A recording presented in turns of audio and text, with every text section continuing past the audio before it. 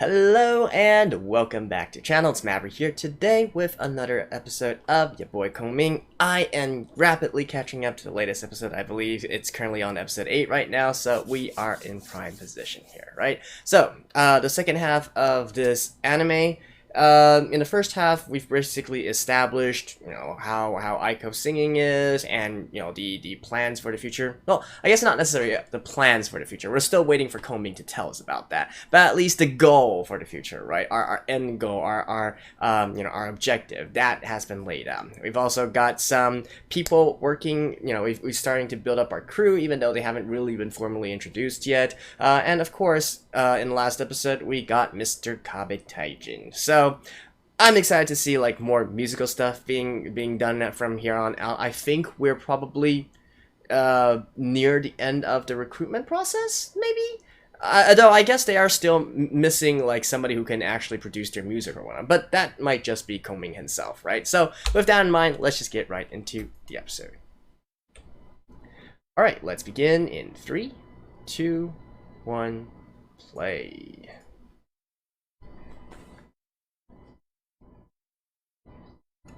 Right, the Northern Expeditions. We talked about this in the previous episodes, right? He had 5 expeditions to the north. The first one was the one with Masu. I believe the most successful one was probably the 3rd or 4th one. And then Kongming died in the middle of the 5th one. And we talked about Jiang Wei and Zhao Yun. Now, Jiang Wei was originally a general for the Wei Kingdom, but was later, he later surrendered to Shu and became sort of like the apprentice or successor to Kongming, at least according to the fictional Romance of the Three Kingdoms. In reality, he was quite important, but maybe not as important as Romance of the Three Kingdoms made him out to be.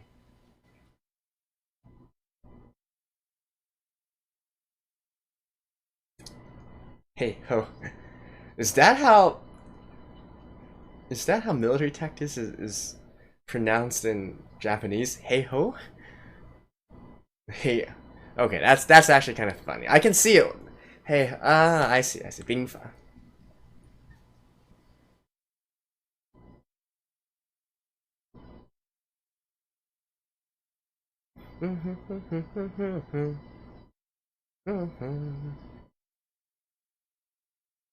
Oh, nice. We actually have English translation here.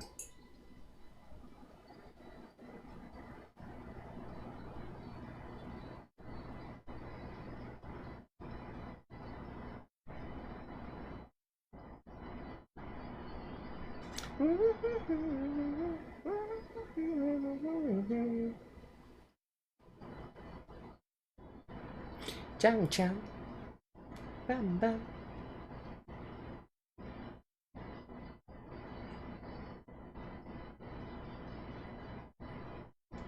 I haven't really been paying too much attention to the actual visuals on screen because, you just really want to vibe along and dance along to this music, right? Did they actually have all the other characters appearing gradually in the opening? I might have missed it, but I just noticed that a lot of the other characters, including Kabetaijin, and all the others, started appearing in the opening here.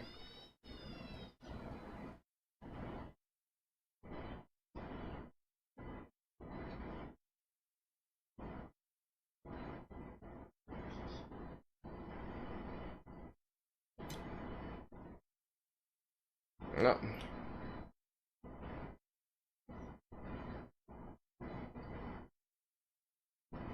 Okay, are we actually gonna get into Volume 1, eh? Okay, we're finally getting some long-term strategy.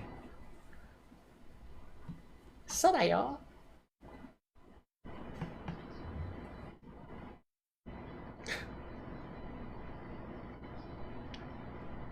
And I certainly can.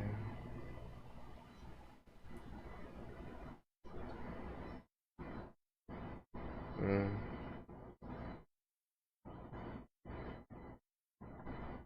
Right.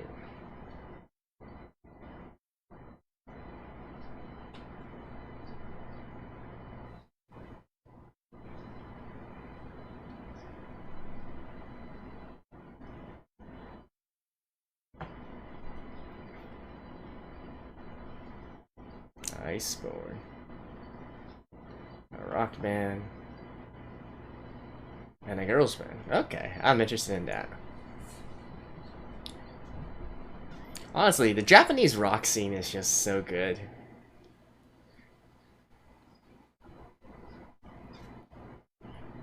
I would argue that the rock scene of the world has really moved to Japan.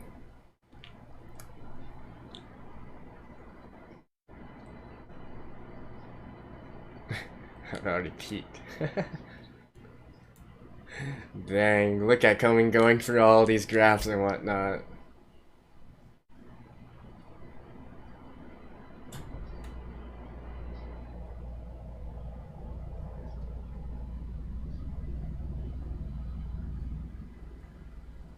That's definitely a big problem with rock bands. Mm-hmm. Oh, so these are the people from the opening. I see. A three-person band, eh?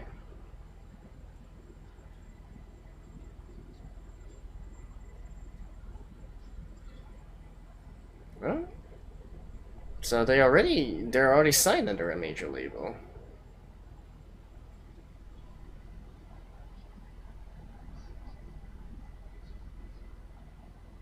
Hmm. I wonder why they're taking this path to Summer Sonia instead, though, if they're already being backed by like a major agency. Although I guess that does make for a pretty good storyline. Probably a few months later. Oh, okay. Mm. Like D-Day.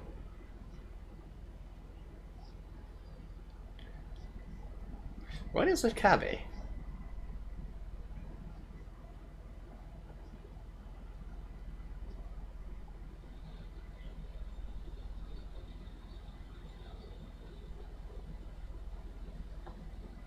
Man, that dude's super smart. Oh, just before X Day. So, riding on that wave, and then ah, that makes sense, right? It's sort of like stepping stones, all helping to push that one final post.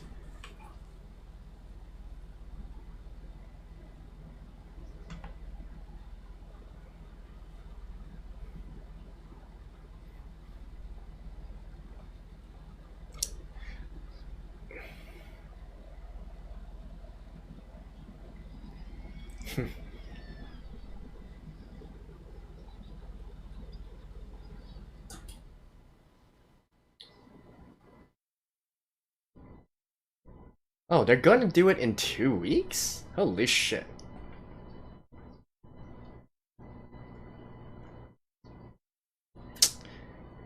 Mm. Honestly, I'm still not sure how I feel about like having this sort of like breakout. No, this is really the definition of going viral, isn't it?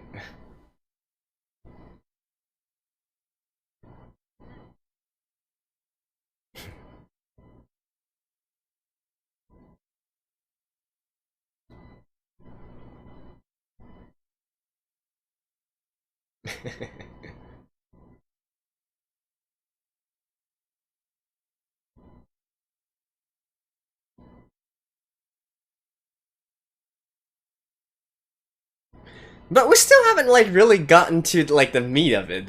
I feel like this is more like like an overview of the things that we need to do.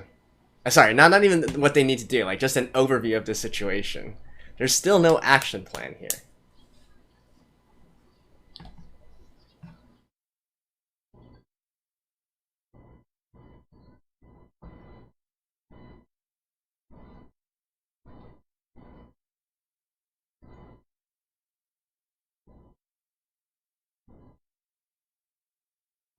Oh, so these are the stratagems. 锦囊妙计, as it's called.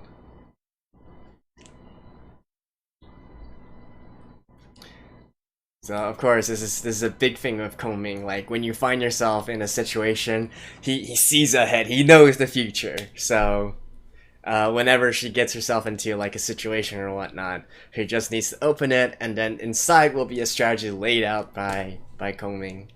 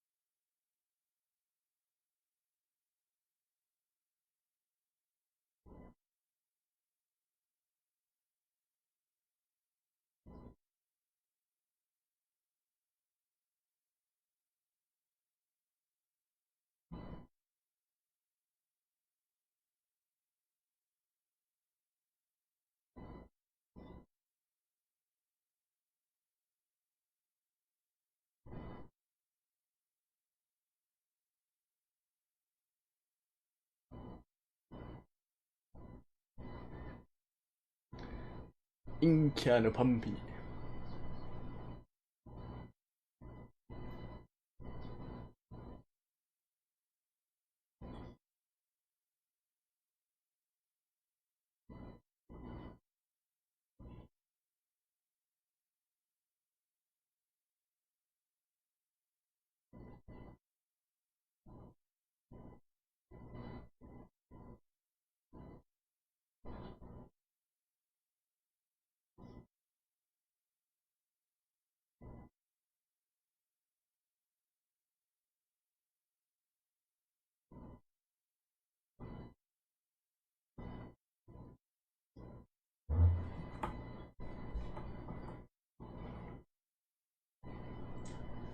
Energy drink.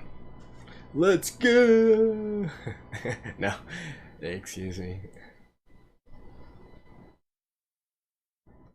They're like many years they're junior.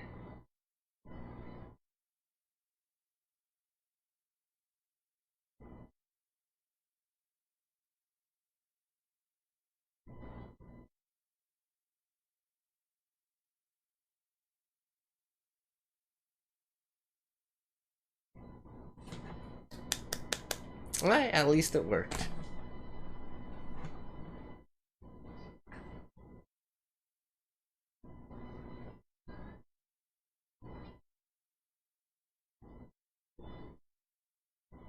Oh, we have an L wannabe.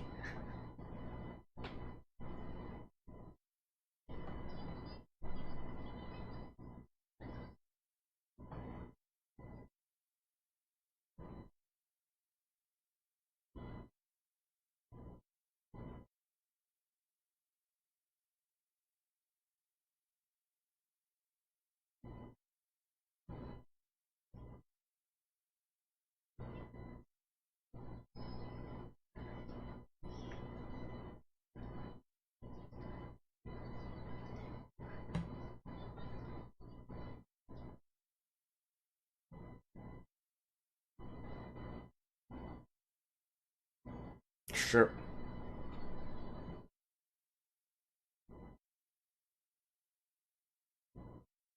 Kaito Kido. That's what I was thinking as well. Phantom Thief Kido. If you watch Conan, you know.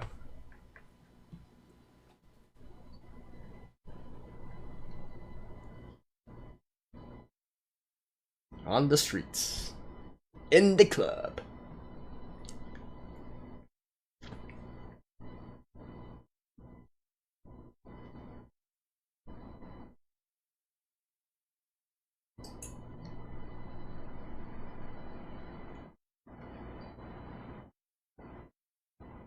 Ooh.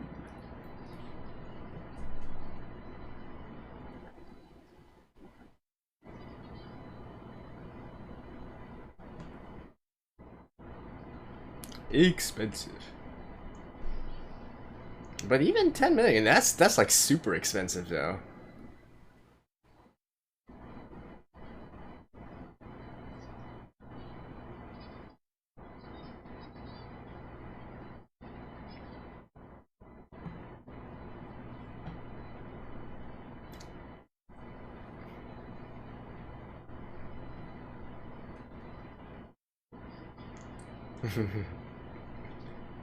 All according to plan. All according to Kekaku.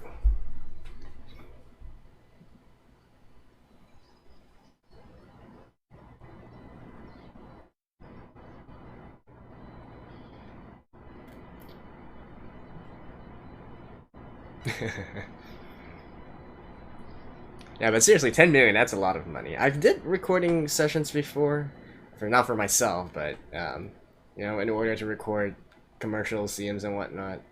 10 million is, like, super expensive.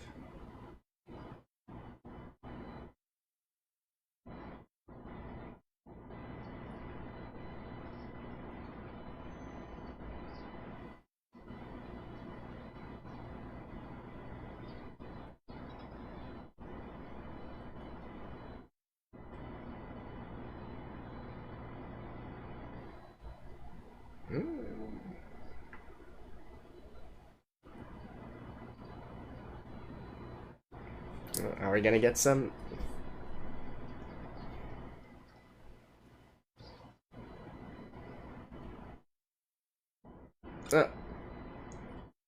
Okay. We can't.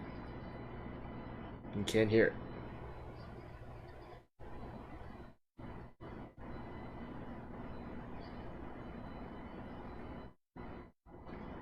Okay, is there gonna be a twist here?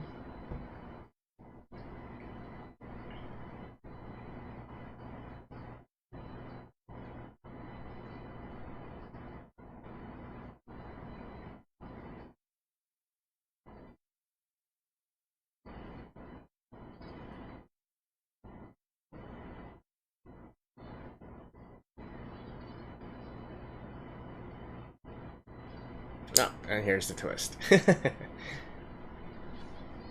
Yeah, I saw that one coming like a mile away.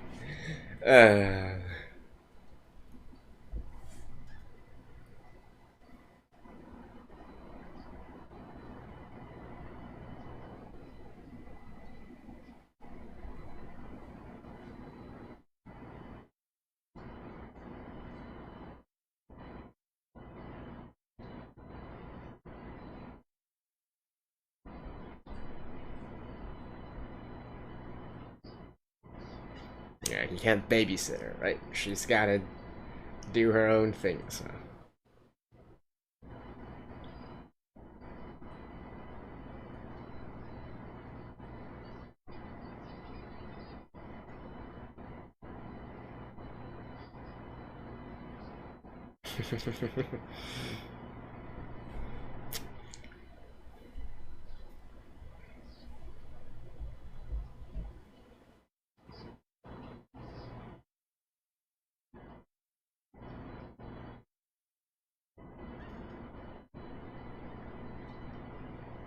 They're also using this concept of actually, you know, like writing their stuff first, right? Which is, you know, in battle rap, that is something that's done. There are some like pure freestyle rap contests where they actually, uh, they force you, like they throw up random words on screen and force you to incorporate it into your rapping. But the best freestylists can do that.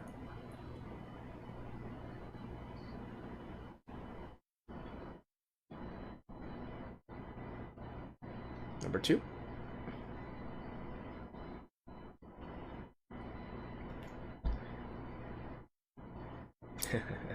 Of course, you can't have the music anime without playing on streets. No. Any sort of like rags to riches music anime needs to have this.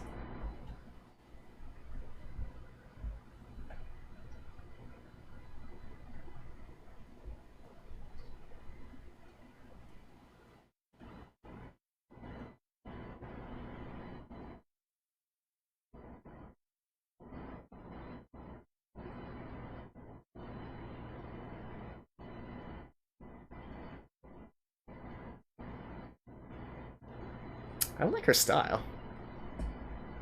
I mean, I like how she looks.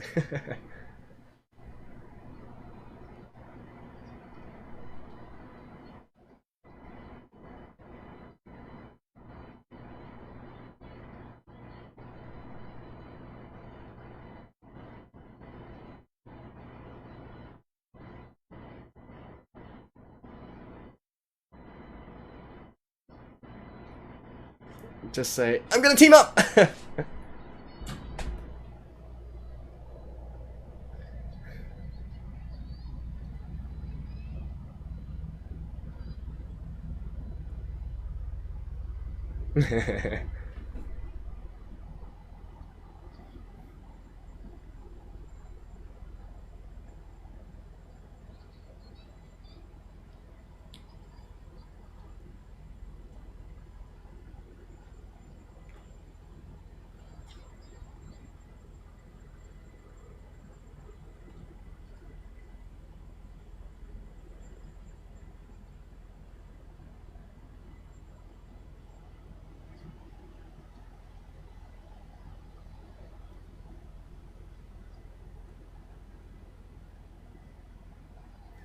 Hey!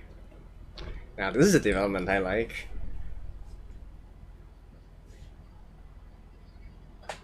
Oh. It's literally the same song?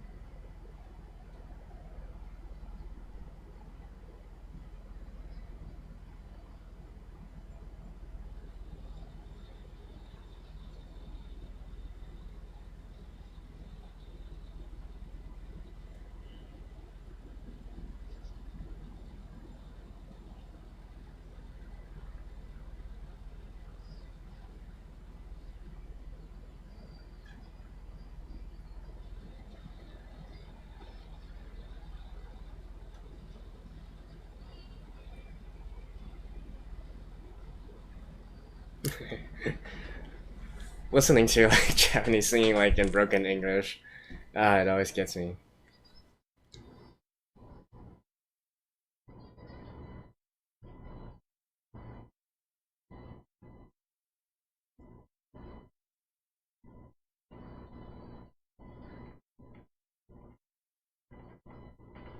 Nanami.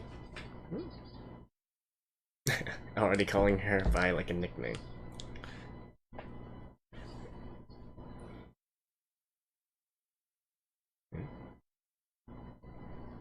That's... oh. Alright. Who is voice acting her? Do I know her? Let me take a quick look. I can't see, Leza? Oh, wait, that's the one who's singing for her. So I guess this is another case where the voice actresses are not singing by themselves, but, you know, they have someone else to stand in for them and be their voice. Alright, I will see you guys after this. Well, guys, I just noticed something upon, like, rewatching this particular episode. So, apparently, Nanami, right? And, you know, who exactly she is. Apparently, she's named Nanami, Koen Nanami.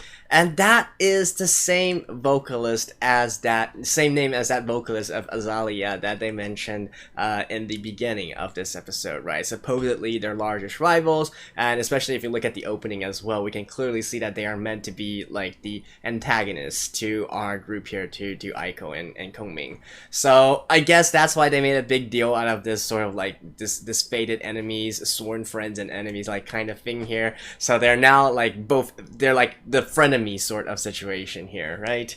Okay, I honestly, that completely slipped my mind. I wasn't completely paying attention to who exactly the girl's name was at the beginning of this, so apparently they should be the same person, right? I mean, like, the hairstyle looks completely different, so how would I have known? Because alright, but you know, I guess that's the twist being thrown into the works here, and they're not really being subtle about it, right? Like, she's literally just calls herself Nanami there, so I think it's well, I guess it could have been subtle, but the fact that they you know, later on during the end credits scene, they clearly show her entire full name and give a name, so I don't think there's really too much of a secret here.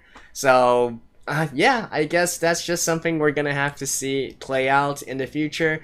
But I really like the way that she's stylized. Like, I much prefer her like normal version more than her sort of stage Azelio version, which has with those twin tails and whatnot. Like, some people find it cute, but I actually find her normal, like, sort of character design great, right? She looks great, and kind of reminds me of a lot of these sort of more long-haired sort of characters in other music anime as well, like Mio from K-On, Tae from Bandori and whatnot. So yeah, that's definitely a thumbs up for me for that, and hopefully next episode we will see Eiko taking the initiative and singing instead, right? I mean, obviously, she has her trials and tribulations that she needs to go through, finding her own voice, finding her own style.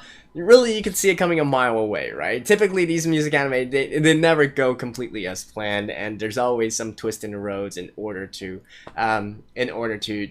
get them to do something. And I do appreciate this sort of development, and the fact that Kongming is basically throwing her out onto the streets and saying, "Look, you gotta find yourself by yourself, right? You gotta do this stuff. You gotta play on the streets and whatnot. You gotta build up yourself, right?" I like I mentioned in the episode, I do love this kind of development. I still stand by my thinking that the sort of cultivation period is a little bit too short. I was really expecting them to maybe have like at least maybe a few months time in order to get everything running, like assemble their crew, start doing some performances, start gradually increasing their number of fans and followers, and really starting to build up a foundation for themselves, right? But apparently there's only 2 weeks, so I am still not entirely sure how exactly they're going to be able to pull that off. But then again, it's Kongming, right? So he knows everything, he plans with everything. We'll just have to wait and see, right? And of course, this episode was another play on the the reference where he does give these pouches that has his stratagems put inside them. So according to the fictionalized Romance of the Three Kingdoms anyways, so because Kongming is just this like uber five-head kind of tactician, so he knows everything in advance, and sometimes when he's not able to be there by himself, and he feels that like one particular general or another particular guy might get himself into a sticky situation, he will hand these out and then tell the generals to open them when they get themselves into like a sticky situation or whatnot, and typically will predict in completely like what the situation is and how best to get out of it. So it was kind of like that sort of a reference there, and I'm sure that he probably also predicted Eiko just opening all three of them at the same time, and didn't really turn to be too much of an issue or whatnot. So yeah, that's one reference there, I guess. And then the second part, I'm not sure if this really counts as a reference, because I feel like this is just normal antagonist building, but the fact that Azelia has many more times resources than this current group, right? I feel like is sort of also on a play on the situation between the Wei Kingdom and the Shu Kingdom during the Three Kingdoms period, right? Like Wei, which eventually did unify all of China, and they had the most resources, they had the most land, they had the most talent. You name it, they got it, right? So they could overwhelmingly like crush the other two kingdoms, Su and Wu. Like, sure, they held out for a time, but in the end, resource advantage definitely won out. They had more money, they had more men, and most importantly, they had more talent as well, right? Because you having a larger population base naturally means that there's more talent on your side. So all they had to do was wait until the legendary generals of Wu and Su gradually died out, and with not having as much resources and whatnot, and eventually they just completely choked them out and whatnot. So that's what happened in history. Going up against these kinds of odds, I'm sure that Kongming feels right at home, and yeah, I guess that can maybe sort of kind of be a reference as well. In terms of the music recording, not really too much to add on that part yet, because they haven't really gotten into it. I wouldn't really say there's too much to comment on in terms of the street playing either. Although, no, I feel like it's sort of like a rite of passage, right? In terms of Japanese, especially for singer-songwriters, which is, you know, when as a singer you also write your own songs and you perform your own songs as well. Performing on the streets is basically like a rite of passage. You got to do it, actually, just to it kind of gives you street cred, if you will, in a sense. And most of the well, I wouldn't say most of the currently very popular singer-songwriters, artists do that, but it's just a nice story, right? It's just a nice story to be able to get this kind of like grassroots kind of a background, and then eventually working their way up. Like, I'm a big sucker for it as well. I love this sort of concept, so it is definitely a-okay by me. I guess the only thing left in this episode, well, actually, no, there's not really too much to talk about, right? Because Kaibitaijin, he's off doing his own thing. Not really too much, you know, he's got his own trials and tribulations to go through, so I guess they're just working respectively on their own crafts, and then managing to but see, that's kind of, I guess what's gonna happen is maybe Eiko is going to record her version first, and then Kaibitaijin is going to add on his rap in between, because I'm sure that they are going to sort of like have this fusion of you know, pop singing and rapping as well, similar to the ending song here, Keep on Jojo, right? So but surely they should record that together, right? Oh, I don't know. It's still early on, right? And potentially we could be drawing out the rest of this all the way into the last episode here. So maybe we got like 4 or 5 episodes more of them trying to find themselves, and then finally recording the song and getting to the 100,000 likes before, like, literally an episode before the end, and then maybe performing on this stage. Or we could be ending this season without them getting on stage at all, right? That could also be a possibility. So I'm interested to see how exactly that's going to play out here. And yeah, I don't think there's too much else to add for this episode. So I guess, you know, next episode we catch up to the latest one, and hopefully we will be able to get to see some more singing. You know, I do miss Eiko singing here. And we went through the entire rap thing already, and sure, last episode we had a little bit of singing, but I actually want to listen to more, right? And maybe not necessarily just this current song by her idol Maria Diesel, but maybe some others as well. And heck, maybe even her original song, right? That would be swell. This is a music anime. We gotta have some music in it. So, that is it for this episode. Not really too much to add. No, there's not really that many references in this one. So, I will be seeing you guys in the next one. Stay tuned, and bye-bye.